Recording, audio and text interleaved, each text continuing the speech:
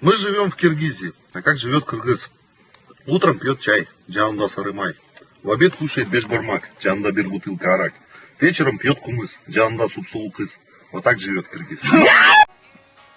Pek chiroyli ekansiz ey. Rahmat.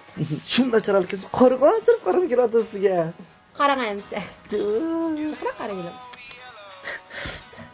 Oldi qatim rasmimiz zavatdan o'zim rasmni. Endi u vaqtlar sen hijib bo'lib qolgan tunda. Bunda chiroyli qiz bilgan bo'lsam men birillam. Onam ana yuvasam. Ne bo'ldi? Ko'zim neskirganmi? Oshda pul qolib. Mana qilma pilab qo'yay. Hemen pilab qo'y. Ya men pilab qo'y. Voy. Voy, nim qilganingiz bu? Aram qilgan girimni buzib